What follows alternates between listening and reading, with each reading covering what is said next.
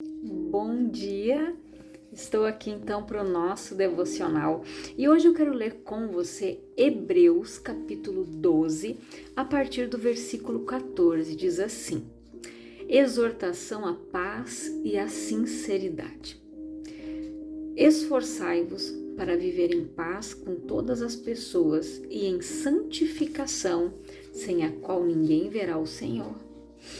Vigiai, para que ninguém se exclua da graça de Deus, que nenhuma raiz de mágoa venenosa brote e vos cause confusão, contaminando muitos.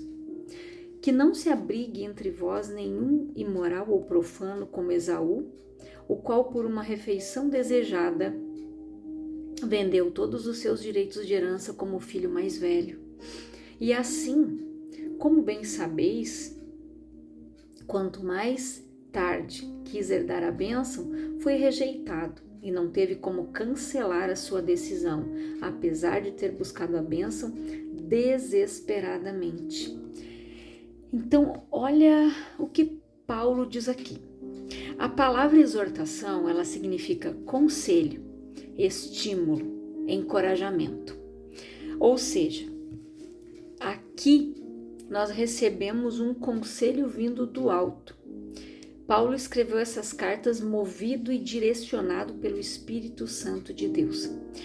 Então aqui ele nos deu um conselho para que a gente seja estimulado, encorajado a seguir ele.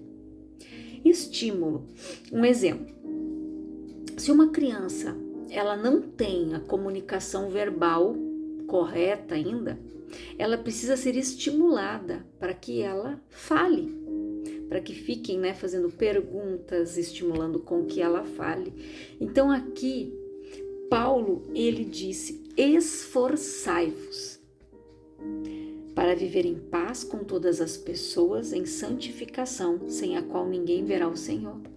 Então, o reino dos céus é conquistado por esforço. Então nós precisamos nos esforçar para viver em santificação. A palavra diz: sede santos, porque eu sou santo e sem santidade ninguém verá o Senhor. Jesus, ele nos deu exemplo de como termos uma vida santa, de nos abstermos do mal. Ele nos deu vários conselhos, que nós deveríamos nos abster do mal, não deveríamos dar lugar ao diabo, que nós precisaríamos estar sujeitos à autoridade de Deus para que a gente pudesse resistir ao diabo e ele fugir de nós. Então nós recebemos vários estímulos, encorajamento de Jesus através da sua palavra, através da palavra.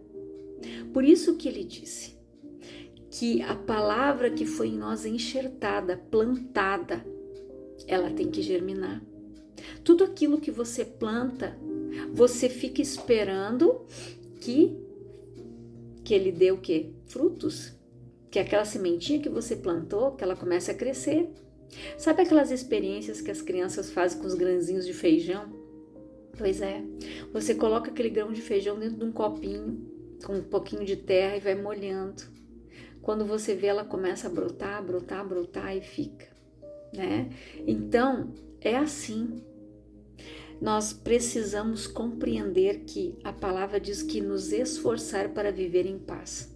Porque muitas pessoas vivem em guerras interiores, cheias de conflitos, cheias de traumas, cheias de medo, cheias de muitas coisas, cheias de ansiedade, cheias de frustração, cheias de indignação, cheias de culpa, cheias de rancor, cheias de ódio, como a palavra diz aqui, cheias de mágoa venenosa. Então, nós precisamos nos esforçar para que a gente se liberte disso tudo. O que Jesus falou? E conhecereis a verdade vos libertará. E lá na palavra da videira verdadeira, o que Jesus disse? Vós já sois limpos pela palavra que você tem ouvido. É a palavra que vai nos limpando. E o Espírito Santo vai trabalhando na nossa vida, ele vai nos convencendo a abandonar o pecado, porque ele nos convence da justiça, do juízo e do pecado. É ele que nos convence É Ele que nos mostra, isso aqui está errado. Isso você precisa abandonar. Mas a escolha é minha e sua. A palavra diz que tudo me é lícito, mas nem tudo me convém. Que nós temos o livre-arbítrio. Então nós vamos ter que decidir o que é lícito para nós, o que é correto, o que é bom. E nós vamos decidir se nós vamos querer viver em paz com todos, em santificação. Porque aquela pessoa que não tem paz, ela não consegue ter sossego na sua vida, ela não tem como parar e ver a grandiosidade, a bondade de Deus. Ela não consegue ver o agir de Deus na vida dela porque ela vive atribulada, ela vive perturbada, preocupada, nervosa, ansiosa. E isso ela afeta as pessoas que estão ao seu redor. Quando você tem mansidão, domínio próprio, fé, amor, bondade, todo o fruto do Espírito por completo na sua vida, as coisas são diferentes. Quando você aprende a ter domínio próprio sobre as suas emoções, você consegue identificar o que é de Deus e o que não é. Você consegue lutar contra as tentações orando, jejuando, se consagrando, buscando ao Senhor. Precisamos nos santificar, nos purificar, e a palavra diz aqui: esforçai-vos para viver em paz. É um esforço diário, gente. Porque o diabo, ele vai fazer de tudo para roubar a nossa paz. Ele vai tentar colocar uma enfermidade. Ele vai tentar colocar um problema financeiro, ele vai tentar colocar um problema no teu casamento, na tua empresa, com o empregado, com o vizinho. Ele sempre vai tentar roubar a tua paz. Porque ele veio para matar, roubar e destruir. Quando ele consegue tirar a paz de alguém, gente, ele consegue tirar o equilíbrio, o controle das suas emoções. Quando a pessoa está em paz, não é qualquer coisa que tira ela fora do controle, fora do sério. Ela consegue pensar e refletir durante uma afronta. Ela não revida, ela respira e diz: está repreendido o demônio, em nome de Jesus. É você que está usando a boca desta pessoa, mas aqui o meu coração está blindado, que você não vai atingir. Por isso que a palavra diz em Provérbios: em todo tempo guarda o teu coração. Gente, é em todo o tempo. Sempre. Porque dele procede a fonte, a saída da vida. Então, quando Satanás consegue tirar nossa paz, a gente começa a pensar um monte de besteira. A gente começa a pensar num monte de coisa. A gente perde o foco, que é o principal. Quando o diabo consegue fazer com que você perca a tua paz, ao mesmo tempo ele vai tentar roubar a tua esperança, a tua fé, a tua confiança. Aí ele consegue te enfraquecer. Aí você fica vulnerável. Por isso que Paulo disse aqui, gente: vigiai para que ninguém se exclua da graça de Deus, que nenhuma raiz de mágoa venenosa brote e vos cause confusão, contaminando muitos. Olha o que a mágoa faz. A expressão aqui, mágoa venenosa ou amargura, tem a ver com sentimentos, gente, como inveja, vingança, maledicência, que são capazes de envenenar o indivíduo e toda a comunidade. Então, quando o diabo consegue colocar esta mágoa, a má água, ele envenena a pessoa. E aquele veneno, ela destila em todos que estão ao seu redor. Porque pessoas curadas curam, feridas ferem, magoadas magoam, amarguradas amarguram, murmuradores murmuram e contaminam aqueles que estão ao seu redor. Se você conviver com uma pessoa que murmura o dia inteiro, quando você menos esperar, você está murmurando igual a ele. Sabe por quê? Porque isso contamina. O que Jesus disse quando chamaram a atenção dos discípulos porque não lavavam as mãos para comer, que era a tradição dos anciãos? Jesus disse: não é o que entra no homem que contamina, mas o que sai, porque o que sai, sai do coração. E o homem bom do bom tesouro tira coisas boas, mas o mal tira coisas más. E Jesus disse mais: se os teus olhos forem bons, o teu corpo será luminoso, mas se os teus olhos forem maus, o teu corpo estará em trevas. E é assim que vive uma pessoa amargurada e magoada. Ela vive em trevas. Ela não tem paz. Ela é ressentida. Ela é ofendida. Mágoa venenosa. O magoado, gente, ele destila o veneno dele por todo mundo. Ele tenta atingir as pessoas que estão ao seu redor. E isso desperta, né? Inveja, vingança, maledicência. Quando a Ana foi orar, quando ela derramou a alma dela diante de Deus, quando Eli achou que ela estava embriagada, ela disse: eu sou uma mulher amargurada de alma. Ela estava largando tudo aquilo diante do trono do Senhor. Toda aquela mágoa, todo aquele veneno que ela tinha dentro dela, a inveja que ela tinha da outra, de ser mãe e ela não ser. A inveja de querer, né? O que ela tinha, mas ela não podia. Ela não podia ser mãe. E isso causava aquela amargura na vida da Ana. E fazia com que ela destilasse aquele veneno, toda aquela mágoa, porque a outra afrontava ela. A outra incomodava, zombava. E aquilo roubava a paz da Ana. Por isso que a Ana era amargurada de alma, porque a Ana não tinha paz. Ela olhava para aqueles filhos e pensava: ela gera e eu não. Por isso que enquanto ela não tirou tudo aquilo que estava dentro dela e colocou ali diante do Senhor e disse: Senhor, se tu me abençoar e me der um filho, eu vou levar lá no templo para ser criado lá. Porque no momento em que ela tirou tudo aquilo de dentro dela, tudo aquilo que roubava a paz, toda aquela mágoa, todo aquele ódio, tudo aquilo de ruim, e decidiu fazer a vontade de Deus, priorizar a vontade de Deus, eu acredito que aquela mulher saiu dali em paz. Tanto que a palavra diz que naquela mesma noite o Senhor fez com que o seu esposo a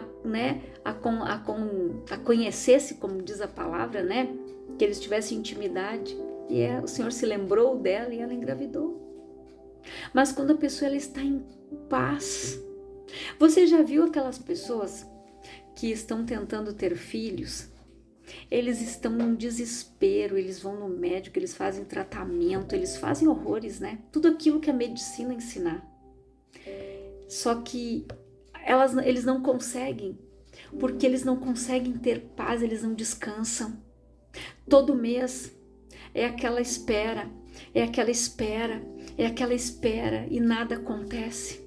E mais elas se desesperam, mais elas se angustiam. Porque enquanto a pessoa não aprender a descansar em Deus, Jesus disse o quê?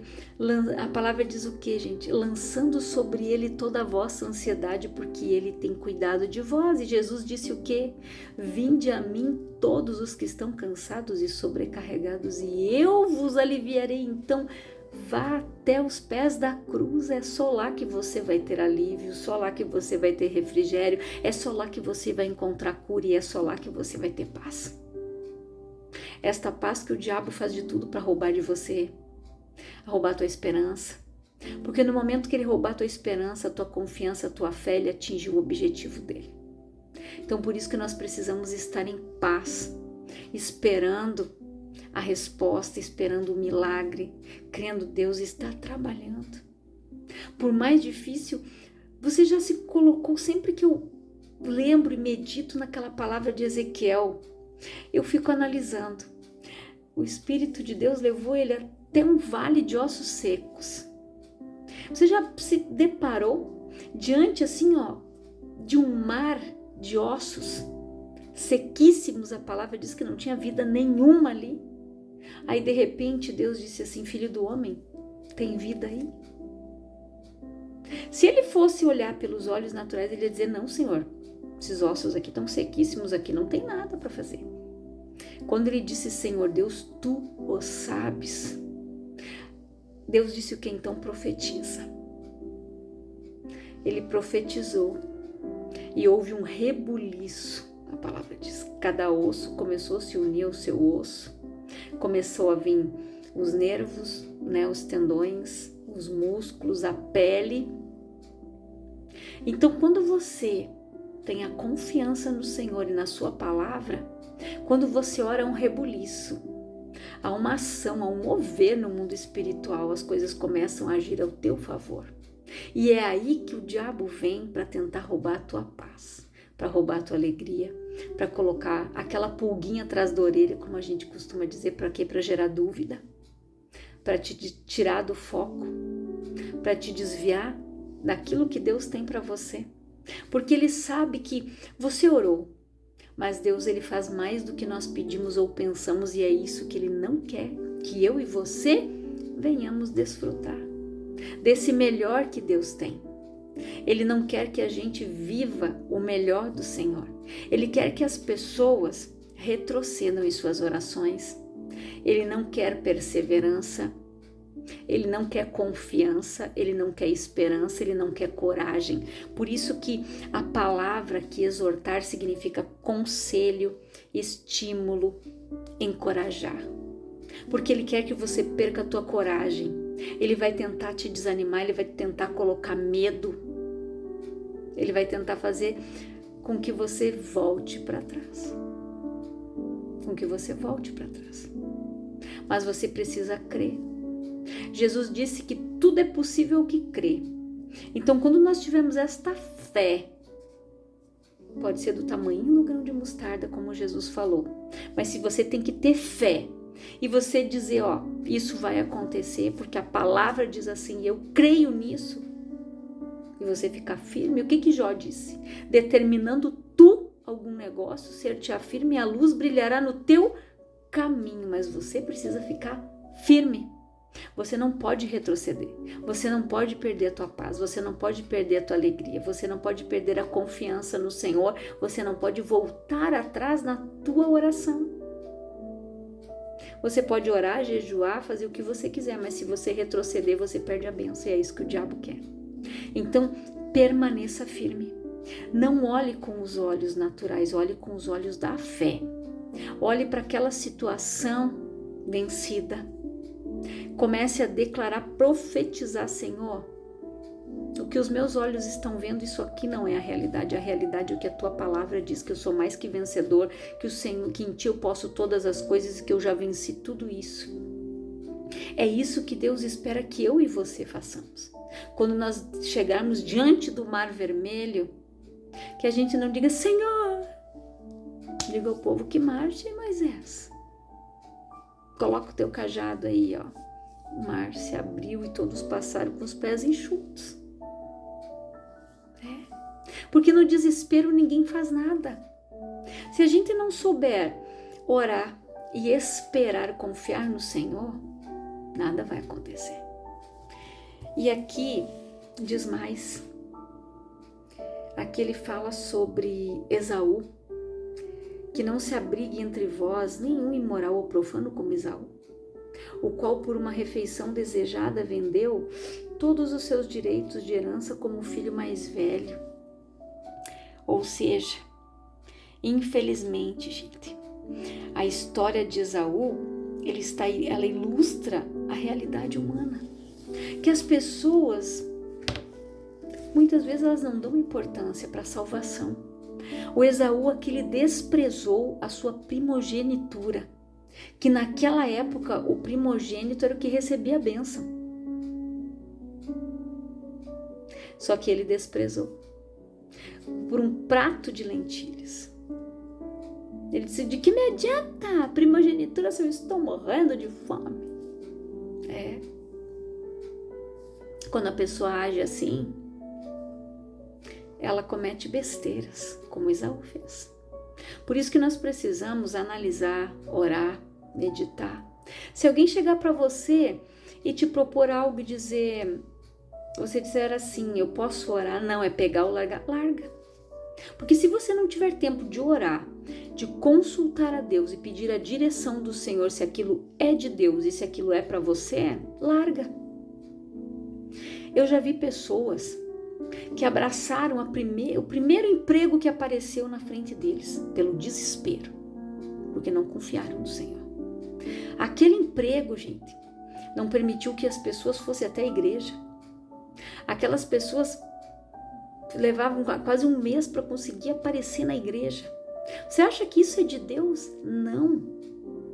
Quando eu estava procurando emprego, eu dizia, Senhor, eu quero um emprego que eu possa estar na tua casa. Naquela época eu era obreira. Eu quero fazer a tua obra, Pai. Eu quero poder estar aqui. Eu não quero nada que me desvie do que o Senhor tem para mim. E Deus provia tudo aquilo que eu coloquei, sabe por quê? Porque eu priorizava o reino, eu priorizava Ele. Eu disse, eu não quero ficar, Senhor, afastada da tua casa, deixar de ter que vir ouvir a palavra, Senhor. Eu quero um emprego assim, assim, assim. E Deus provia. E Deus provia. E Deus proveu sempre. Tanto que Deus proveu para mim lá um emprego que eu trabalhava um dia sim, um dia não. Eu podia estar na igreja, ajudando durante o dia. E quando eu trabalhava de noite, que eu chegava em casa, eu dormia a manhã toda, levantava 1 da manhã, almoçava, tomava banho, me arrumava, ia para a igreja de tarde, eu fazia obra. Aí eu ficava no culto da tarde, no culto da noite, depois eu vinha embora. Aí no outro dia eu descansava para mim trabalhar de novo e assim eu ia. E os dias que eu estava de folga, aí eu ficava no culto da manhã e da tarde. Aí eu ia para casa, né, me arrumar para trabalhar depois. Então, quando a gente prioriza o reino, Deus abre a porta certa para você. Agora, quando você pega a porta do desespero, primeiro que aparece, acontece esses contratempos. Porque o diabo vai tentar fazer com que você enfraqueça na fé. Eu lembro que uma vez uma irmã, ela estava procurando um emprego e ela pegou, abraçou o primeiro. E logo que ela entrou, apareceu mais 2 vagas. Ela já estava empregada, ela não quis sair, gente. Ela aguentou ali 3 meses. Ela não conseguia mais ir na igreja. O dia que essa mulher saiu e ela conseguiu ir no culto, ela só tinha o domingo. E daí o domingo ela tirava para limpar a casa dela, organizar tudo, porque ela não tinha tempo para mais nada. E de noite ela estava exausta, nem de noite ela ia no culto. O dia que ela foi, eu nunca esqueci, que na hora do louvor, aquela mulher caiu dura no chão. Manifestou. Porque ela abriu a porta e deu lugar, ela se enfraqueceu espiritualmente, ela não ouviu a palavra. O que diz a palavra de Deus? Não abandoneis a congregação, como é de costume de muitos. Nós precisamos congregar, nós precisamos estar reunidos, o corpo de Cristo, ouvindo a palavra, nos edificando juntos, orando junto, buscando a Deus junto, na mesma fé, no mesmo espírito, na mesma comunhão. Então, não adianta a pessoa querer ficar em casa, assistir pela internet, é uma bênção, mas como eu falei, domingo de manhã, eu gosto de assistir a pregação, porque o culto da minha igreja de noite, eu assisto sempre uma pregação, eu estou sempre ouvindo algo que vai me edificar, algo do meu ministério, tem pregações edificantes.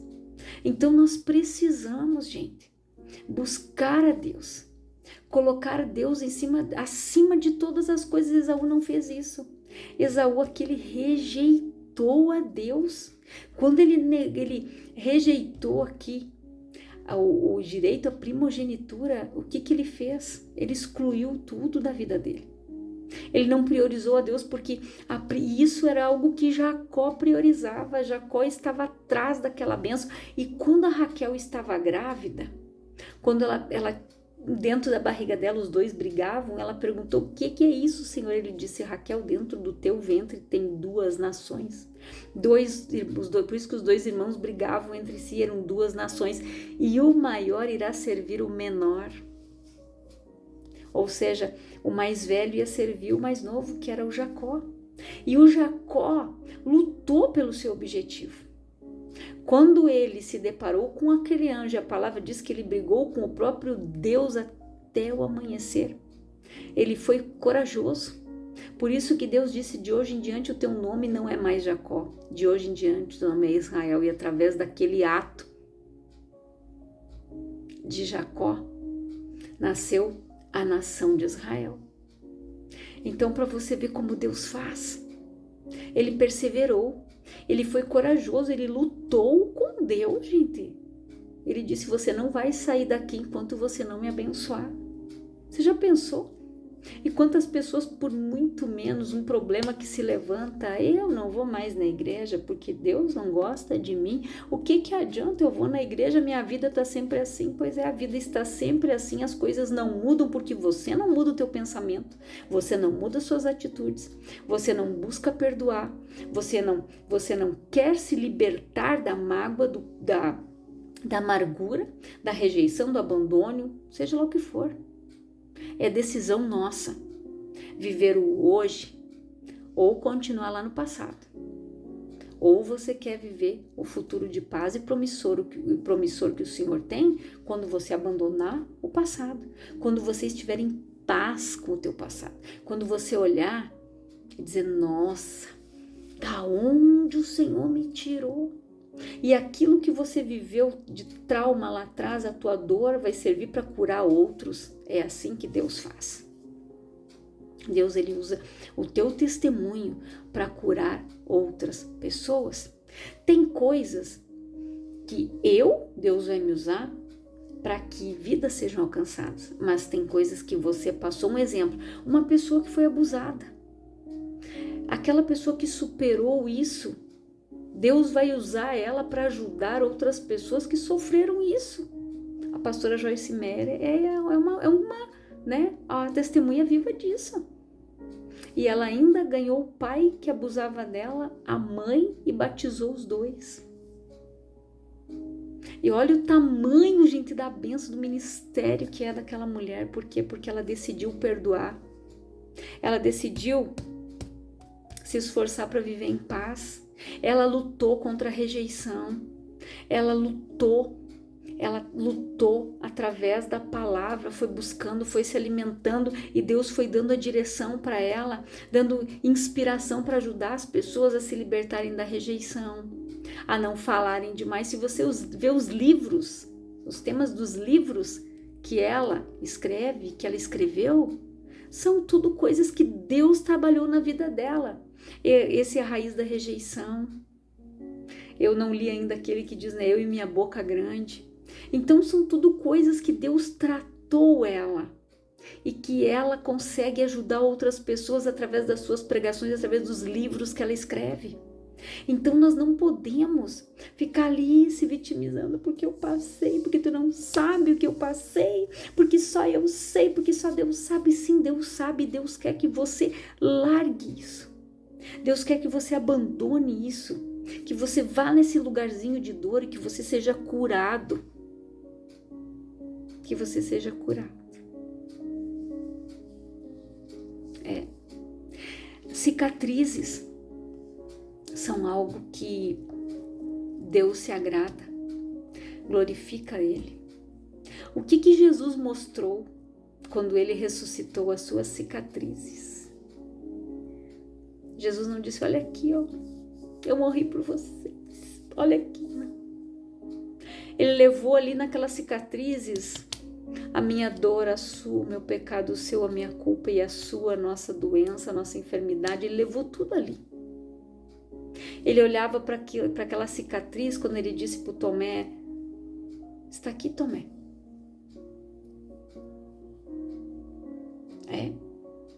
Porque vistes, creu. A gente não pode ser como Tomé. A gente precisa olhar para aquela ferida cicatrizada e permitir que Deus nos use para que vidas sejam curadas, para que vidas sejam transformadas. E Deus é bom, gente. Por que a palavra diz que a gente deve voltar ao primeiro amor? Porque lá no primeiro amor todo mundo queria ganhar todo mundo para Jesus, todo mundo quer falar de Jesus, todo mundo quer encher a igreja. Às vezes se torna até chato. Por que que com o passar do tempo aquilo esmorece, aquilo esfria? A pessoa já não fala mais com aquela empolgação, com aquele ânimo. Vai ficando cascudinho, vai criando aquela casca. Não, eu já estou tantos anos na igreja. Eu estou salvo. Só que Jesus não quer isso. Jesus, ele disse, ide pelo mundo e pregai o evangelho a toda criatura. Então eu não posso me acomodar. Eu preciso pregar. Eu preciso levar o evangelho. Eu preciso dar um bom testemunho. Eu preciso encorajar outras pessoas a fazerem o mesmo que eu estou fazendo, o mesmo que você faz. Nós precisamos encorajar, estimular, aconselhar através da palavra. Eu quero que você reflita nessa palavra, porque aqui diz, e assim como bem sabeis, quando mais tarde quis herdar a bênção, foi rejeitado e não teve como cancelar a sua decisão, apesar de ter buscado a bênção desesperadamente. Só que depois que ele rejeitou, desprezou a sua primogenitura, o outro pegou, ele não teve mais como recuperar aquilo que ele perdeu. E quantas pessoas estão perdendo, gente, estão perdendo tempo de viver em paz, de ter uma família abençoada, de ter uma vida próspera, de viver a cura. Por quê? Porque desprezam. Eu não vou perdoar. Eu morro, mas não perdoo. Não. E é muito triste. Muito triste isso, gente, porque essas pessoas que conhecem a verdade e não vivem em paz, não liberam perdão, se elas morrerem hoje, para onde elas vão no dia que Jesus voltar? Sabendo que elas têm o conhecimento de que elas devem perdoar, amar o próximo como a si mesmo, de que o bem que a gente quer para nós devemos desejar para o outro, amar os nossos inimigos, orar por aqueles que nos perseguem, bem dizer. Por isso que eu digo, ser cristão, gente, não é para qualquer um. Não é. Então, que você faça uma reflexão desta palavra. O que você está fazendo, como você está vivendo. Que você reflita e peça para o Espírito Santo te trazer à memória aquilo que você precisa mudar. Mas você precisa decidir quando Ele te mostrar. Eu quero mudar, Senhor. Eu não quero mais isso na minha vida. Peça para Ele te mostrar tudo que está te impedindo de viver a bênção, de alcançar o teu milagre, de ser curado, de ter uma família restaurada, um casamento restaurado, uma vida abençoada. Peça para Ele. Senhor, onde é que eu falhei? Onde eu errei? Onde eu estou errando? O que eu não estou fazendo? Mas quando você fizer essas perguntas, você tem que estar preparado para o que você vai ouvir, porque Ele vai te dar a resposta. Então que você reflita e no momento que Ele te der a resposta, que você diga, Senhor, eu não quero mais isso na minha vida, eu quero mudar, Pai. Eu quero perdoar, eu quero viver em paz, eu quero viver em harmonia com todos. Se esforçar, isso é esforço, gente. O reino de Deus é conquistado por esforço. Se a gente não se esforçar para viver em paz com todas as pessoas, para viver em paz com todos, a gente vai viver em pé de guerra com todo mundo, a gente vai brigar com todo mundo. Já pensou o que vai virar? Se um falar e o outro revidar? Por isso que um tem que falar e o outro fica quieto, o outro só analisa. Quando tiver uma oportunidade, olha, fulano, você lembra aquele dia? Pois é, me desculpa, pois é. É assim, gente. É assim que Deus trabalha. Eu quero orar por você, Pai, em nome de Jesus. Eu oro por todas estas pessoas que estão ouvindo esta palavra. Que elas sejam abençoadas, edificadas, renovadas. Pai, que elas consigam ter paz com todos. Que elas recebam o conselho da Tua palavra. O estímulo que o Espírito Santo dá para ela, Pai, e o encorajamento para abandonar o pecado, a mágoa, a amargura, a mágoa que envenena e que está contaminando as pessoas ao seu redor. que não permite que ela tenha paz dentro da sua casa, que não permite que ela viva em harmonia, Senhor. Mas que haja cura dentro deste lar, que haja cura nesta família, que haja cura, Pai, e nas suas emoções, que elas sejam libertas, curadas e abençoadas, é a minha oração. Em nome de Jesus, que Deus te abençoe poderosamente. Passa essa mensagem adiante. Você que ainda não é inscrito, se inscreva. Passe para frente, mande para outras pessoas, porque o evangelho vai ser pregado a toda criatura. Eu faço a minha parte e você faz a sua.